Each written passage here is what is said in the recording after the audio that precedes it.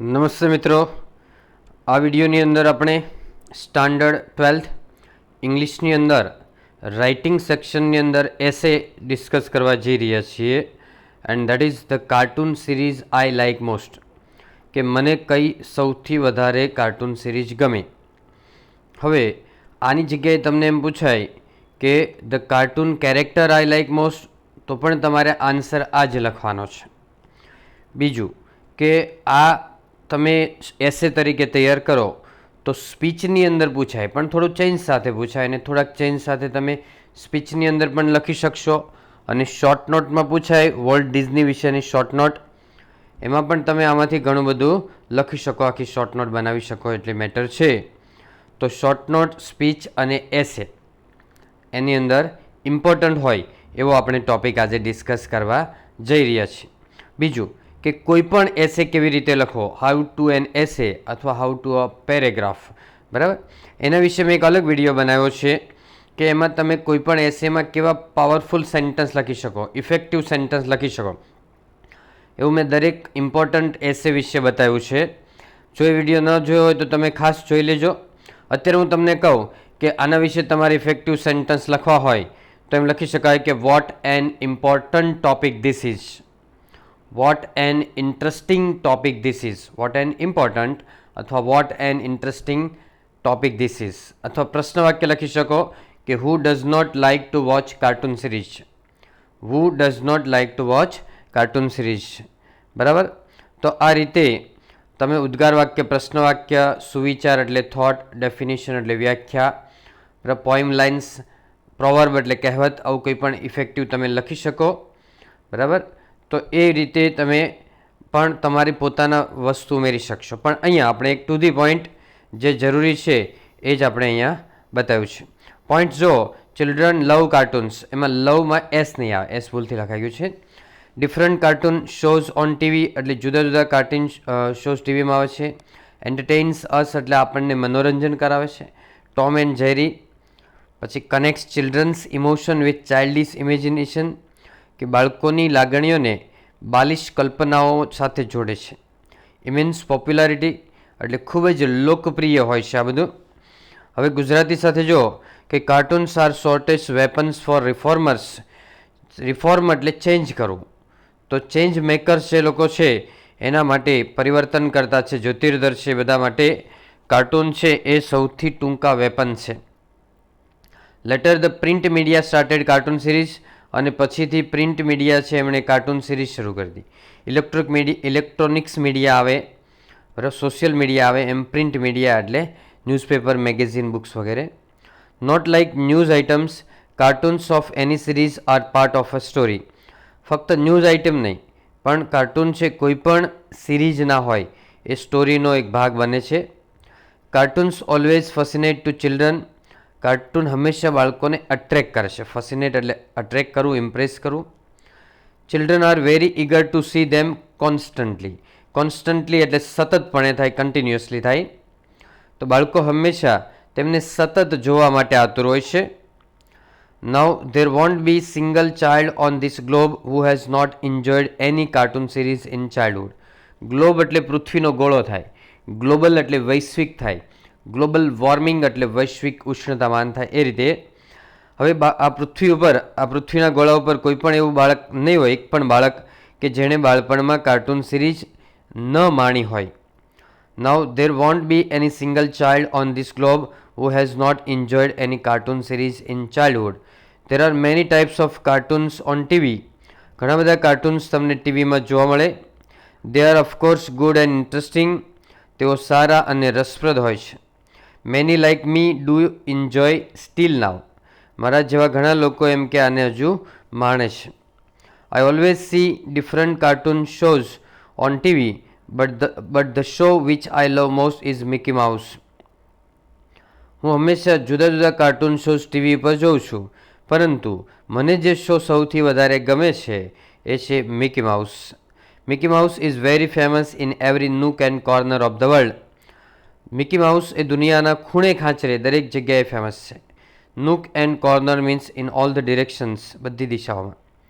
Notice children become silent when Mickey Mouse is telecast. Naughtiest એટલે સૌથી તોફાની બાળક.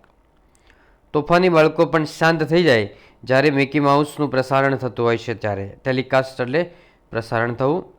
Mickey Mouse is a character base series of 130 animated short films. બરાબર, character એટલે પાત્રો થાય, પાત્રો, અને કેરેક્ટર એટલે બીજો મિનિંગ ચારિત્ર પણ થાય, પણ અહીંયા પાત્રો લેવાનું કે મિકી માઉસ છે એ પાત્ર આધારિત 130 એનિમેટેડ શોર્ટ ફિલ્મ્સની સિરીઝ છે આખી.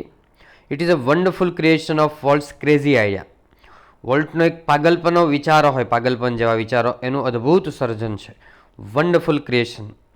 There are many characters in it but Mickey Mouse is the main character of the show. ઘણા બધા કેરેક્ટર છે એની અંદર, પરંતુ મિકી માઉસ છે એનું મેઇન કેરેક્ટર છે. We can see creative and unique ideas of Walt Disney in this show. આ શોની અંદર આપણને સર્જનશીલ અને અજોડ વિચારો વોલ્ટ ડિઝનીના મળે છે. ઇનિશિયલી એટલે શરૂઆતમાં he failed in many series but he never gave up efforts to innovate. શરૂઆતમાં તેણે ઘણી સિરીઝ છે એમાં નિષ્ફળ ગયો હતો, પરંતુ એમણે પ્રયત્ન નહોતા છોડ્યા. એફર્ટ્સ એટલે પ્રયત્નો થાય, અને ગીવ અપ એટલે છોડવું થાય. ગીવ અપ એટલે છોડવું, બરાબર. તો એણે પ્રયત્નો કદી છોડ્યા નહીં હતા. ઇનોવેટિવ એટલે સર્જન માટેના. This series is not only for children but also for grownups. Grownups એટલે વડીલો થાય, મોટા, મોટેરાઓ. તો આ સિરીઝ ફક્ત બાળકો માટે નહીં, મોટેરાઓ માટે પણ છે, મોટા વ્યક્તિઓ માટે પણ છે.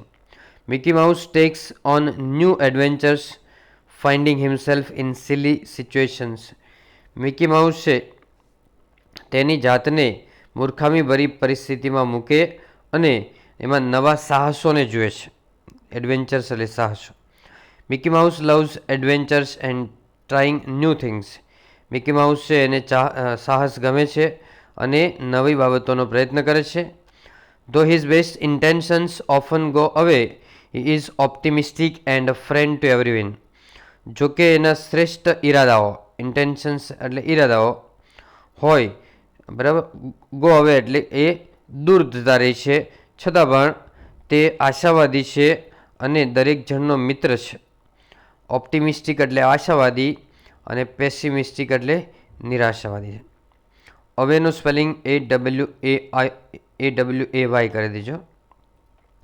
મિકી માઉસ ઓલવેઝ મેક્સ અસ હેપી. મિકી માઉસ આપણને હંમેશા ખુશ કરે છે. તો ફૂલ સ્ટોપ આવે, અમુક જગ્યાએ ફૂલ સ્ટોપ બાકી રહી ગયા છે, કરી દેજો. It gives too much pleasure that everybody becomes relax and refresh. તે ખૂબ જ આનંદ આપે છે કે જે દરેક જણને રિલેક્સ એટલે ટેન્શન ફ્રી કરી દે છે, રિફ્રેશ એટલે એનર્જેટિક કરી દે છે. He and his friends always do some venture to get joy. તે અને તેના મિત્રો છે એ આનંદ મેળવવા માટે કંઈ ને કંઈ સાહસ કરે છે. And another thing is that Mickey Mouse is venturesome and always be ready to face any problems. બીજી બાબત એ છે કે મિકી માઉસ એ સાહસિક છે. વેન્ચરસમ એટલે સાહસિક છે અને હંમેશા પ્રશ્નોનો સામનો કરવા માટે તૈયાર રહે છે. ફેસ એટલે સામનો કરવો. The mouse is clever enough to find any solution of any problems. આ માઉસ છે એ કોઈપણ પ્રોબ્લેમનું સોલ્યુશન મેળવવા માટે હોશિયાર છે, પૂરતો હોશિયાર છે. હી ઓવરકમ્સ ઓન એની સિચ્યુએશન. તે કોઈપણ પરિસ્થિતિ ઉપર વિજય મેળવે છે, જીત મેળવે છે. ઓવરકમ એટલે win. He defeats his enemies by his wit and wisdom. તે તેના બુદ્ધિ, ચતુરાઈ અને ડહાપણથી દુશ્મનોને હરાવે છે.